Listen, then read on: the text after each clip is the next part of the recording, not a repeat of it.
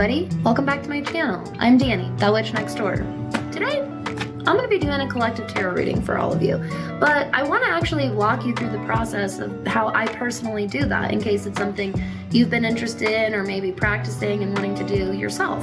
So if you like all things tarot, magic, witchcraft, astrology, witchy business, you're going to want to go ahead and hit that like and subscribe button, and don't forget to turn on the bell for notifications so that you get notified of all my new videos. So today, we'll be using my standard Rider-Waite-Smith tarot deck, okay? And this is my deck that it's kind of my go-to deck for clients and for collective readings. How did I come up with that? It's just always fared very well for me. It's always been my kind of mic drop deck is what I've always called it. And the messages have always resonated. It's been with me through more client readings than any other deck that I own. So that's why it's kind of my go-to for collective readings as well. There's one other deck that I also use that you've probably seen previously on my channel before, but today I wanted to keep things really basic, really easy for anyone that's a beginner or wanting to learn how to give collective tarot readings for people. So the very first thing that you really want to keep in mind is you yourself, the reader, you need to be in a really relaxed, grounded and centered space. If you're not in a space with any of those things, then it's probably not a good time to be doing a tarot reading for the collective, or honestly, even yourself. When it comes to tarot, we want to feel comfortable, we want to feel at ease, and we want to really feel relaxed. And that also goes for your shuffling style. So I get asked a lot about how to shuffle cards. I personally do a combination of this little overhand here. Sometimes you'll get little jumpers like this, which I kind of just leave to the side, and then we'll read them. But I also do a classic, I don't know if I can reach up here and do it on the camera. Ooh, I also will do like a riffle shuffle like that as well. That's because those are shuffling styles that I'm really, really comfortable with and are really easy for me. And so those are my go-tos. I don't personally think there's any wrong way to shuffle unless you're being really, really forceful or really, really aggressive with the cards. Outside of that, if you're at ease and you're comfortable and the cards get mixed up, I say follow your intuition and mix them up. So now that we've had a couple of cards pop out, let's take a look at what we've got. Ooh, very interesting. Really interesting duo that we have here. So we got two reversals. I do personally read reversals. Not every reader does, to each their own. I do find that it gives a lot of depth and nuance to all of my readings. I find that they resonate and really connect so much stronger when I read reversals as they come out of the deck reversed, okay? So we've got Death reversed here, and we also have the Moon reversed. If you want to take a look, here's what both of these cards look like upright, okay? So the first thing that I do is I'm going to take into consideration the imagery here on each card.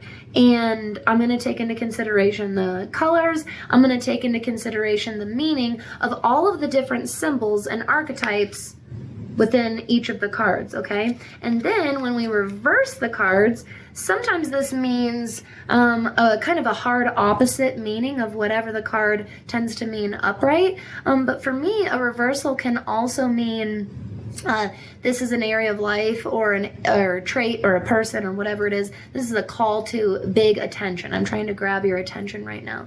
A lot of times our spirit guides trying to grab our attention in these areas are often letting us know that this is an area that maybe is lacking some balance, lacking some harmony. Maybe it's overactivated. Maybe it's not active at all, and it's something that you need to kick into gear. So you really kind of read how the cards come out and interact with each other, and you'll understand kind of what the reversal means for you or the person that you're reading for. So since we're doing a reading for the collective, I really set my sights on, and my energy and my intention while I'm shuffling the cards, on the greater good, the greater public, the greater humanity, okay? And so here's what I get when I see death reversed. We'll take that and then the moon, and then we'll kind of tie them together. So death, when we have death in its upright position, this is inevitable and necessary change. It is things coming to an end, but it's very, very much for a divine and sacred purpose, and that purpose is rebirth. It's life on the other side. When we have death in reverse, very, very often this is a resistance or an avoidance to that inevitable change, because change is really, really scary. It's really difficult. It's really hard.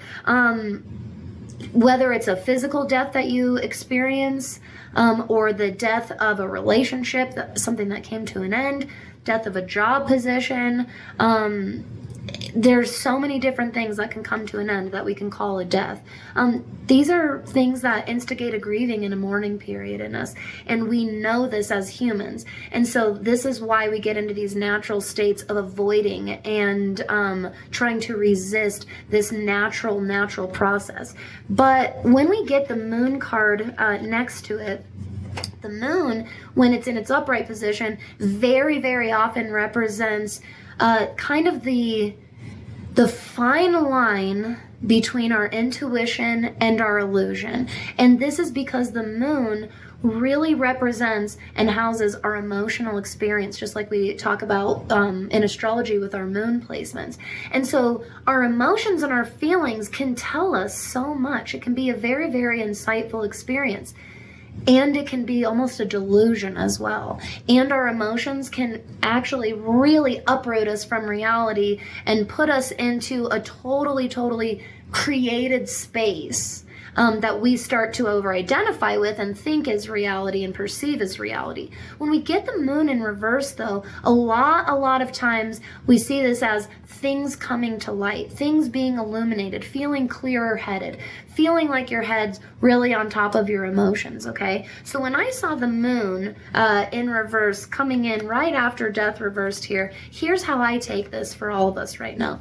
We can all feel, not only can we feel this incredible change happening before us right now, we're in the middle of experiencing it, and we've been experiencing it on high for over 2 years now. And we know that it's constantly culminating. We know that this great shift and change is constantly building and building, and it's like we've been through so much. I can't even imagine what's on the other side of this. I can't even imagine what this is going to look like for me, my family, my friends, my loved ones, my community, the world.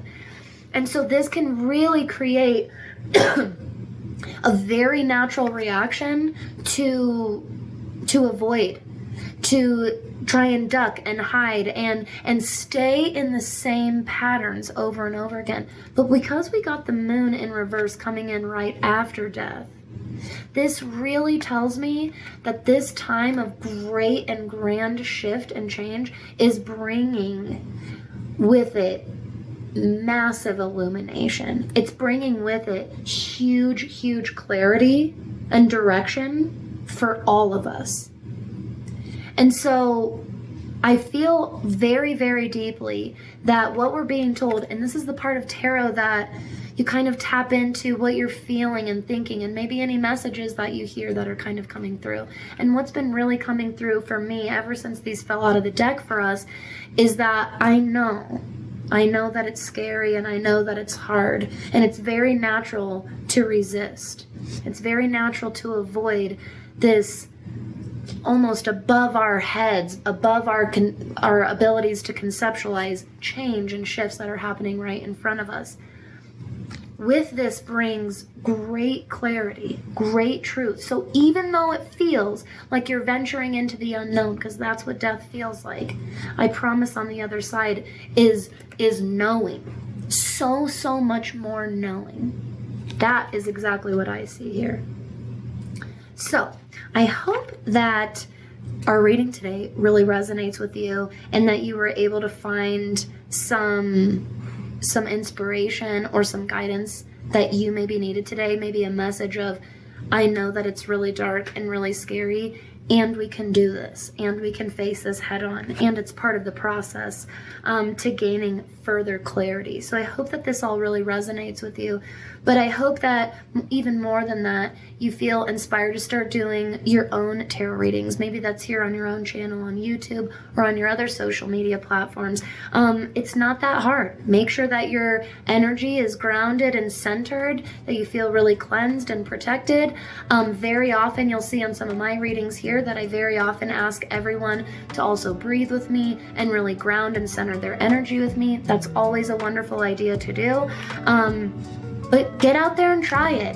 There are messages that you have that other people are seeking and even needing right now. So I hope that you feel inspired. And if you like learning more about witchcraft and magic and tarot, and incorporating all of this into your life and your business, don't forget to subscribe and follow for more. Bye, everybody.